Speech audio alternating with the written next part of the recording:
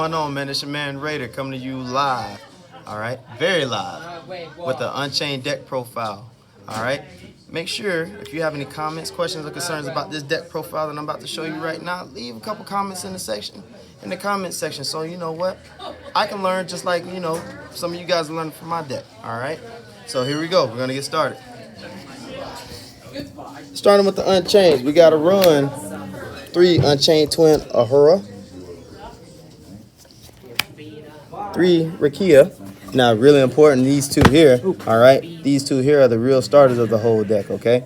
Ahura activates in the hand, allowing you to basically destroy one card on the field to special summon it. Rakia activates on the field as a quick effect, allowing you to blow up one of your own cards, all right?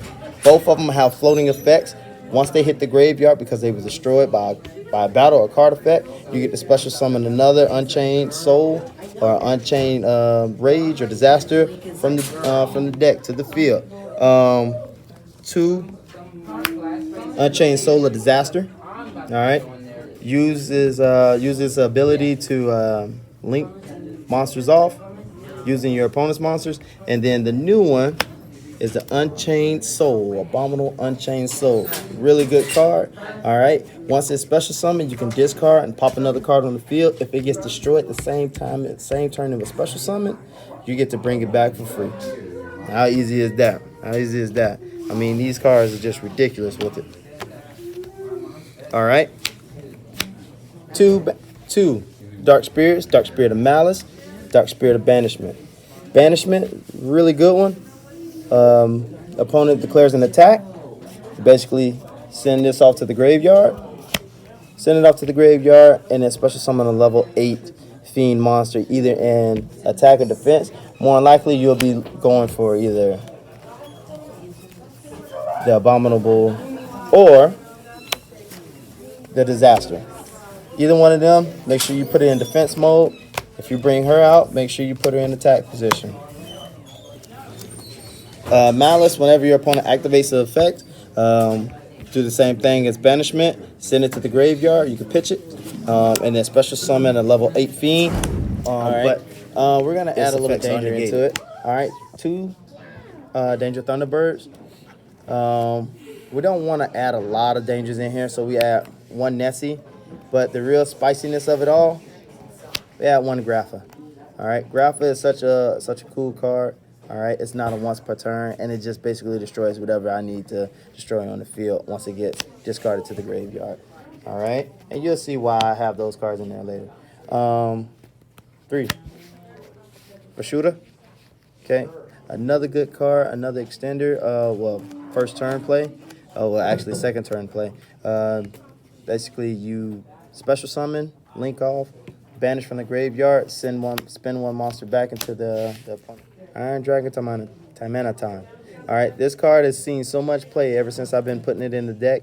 I only run 2 because, I only have 2. If you can send me that third one, it'd be greatly appreciated. But for right now, this is a budget deck like no other. All right.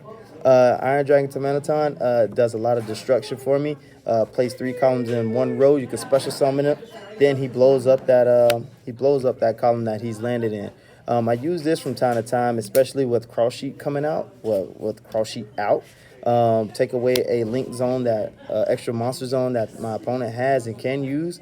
So I make them actually use their resources to get rid of this card instead of actually, going into Cross Sheep, Claw Sheep, and spinning monsters back from their graveyard and whatnot. So this is really big, and it also destroys my spells and traps, which I'll get to in a second.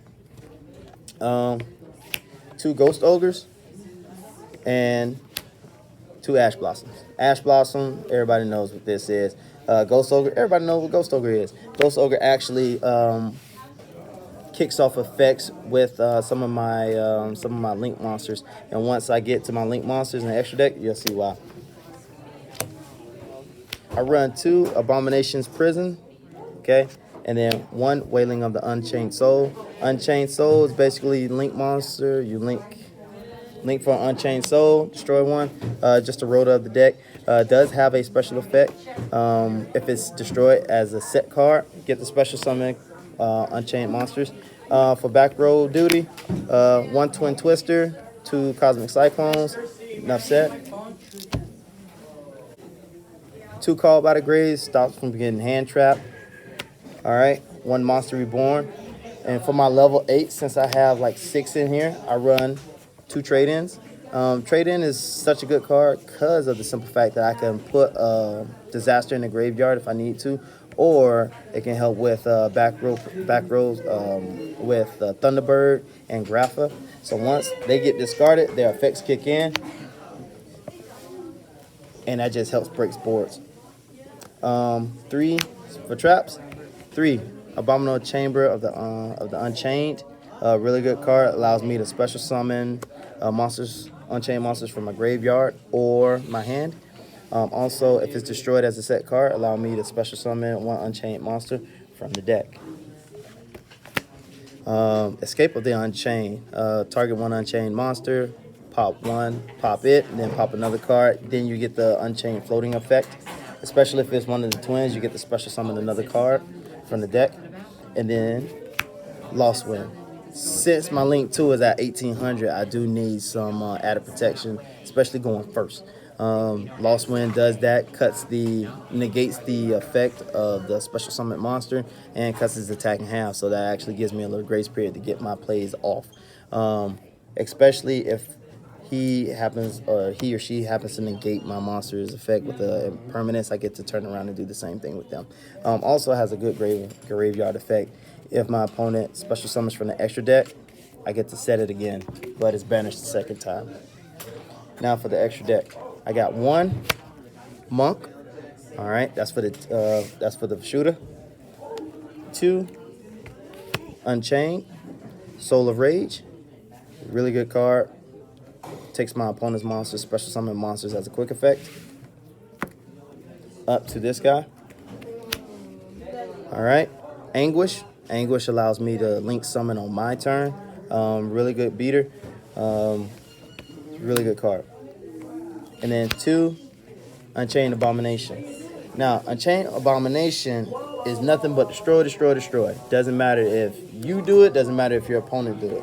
So if this card is on the field, all right, here, and they activate a spell or a trap and they have a gang of monsters on the board, I can actually Ghost Ogre it, destroy it, which would trigger his effect. Card is destroyed, you get to destroy another card. Once it gets to the end turn, you get to destroy another card. Once one card is destroyed by battle, you get to destroy another card. So this card is all about destruction, destruction, destruction.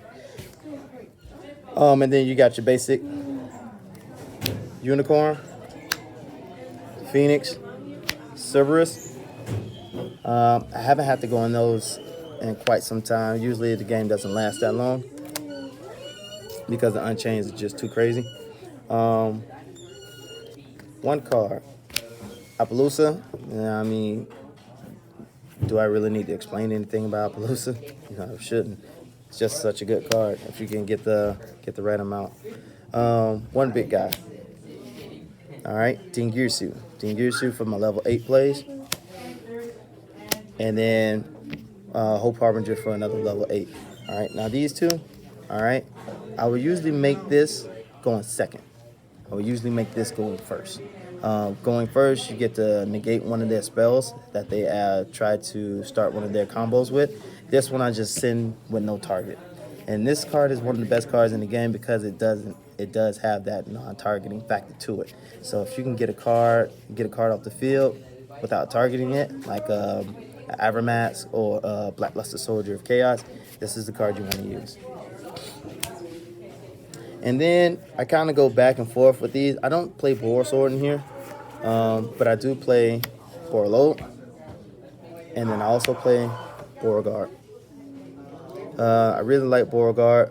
I really like Boar Load. Boar Load is probably one of my favorite. Everybody loves Boar Sword for the OTK, but this is more like a grinded out type of deck. So I definitely want to, maximize the deck's potential. It's a grinder. Want to grind your opponent to dust. That's why we have so many cards that reoccur themselves with floating effects. Side deck. We really run into a player that has a big board. We run 3 Dark Ruler No Mores. Such a good card cannot be responded to by monster effects. So the only thing I really have to worry about is a solemn judgment or a warning. Then we got 2 Lancia. Simple. All right, 1 Armageddon Knight. 1 Dark Greffer. Dark Greffer, you get the pitch. Armageddon Knight, you get the dump.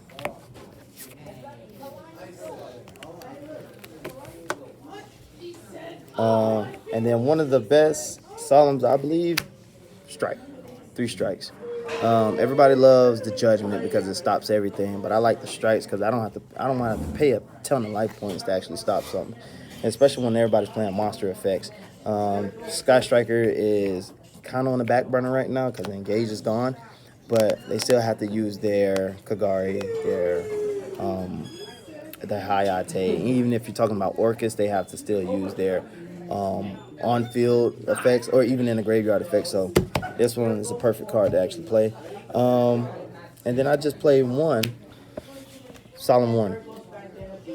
Didn't feel like the Solemn Warning was much needed, but sometimes it does come up in the pinch when I'm going against, top tier decks. So I feel like that's needed as much as possible. But that is it. Like I said, like the video, subscribe to the channel, leave comments if you can. I think every little bit counts, especially when you're just trying to teach others how to play and learn how to play yourself. This is Raider checking out RB Stadium.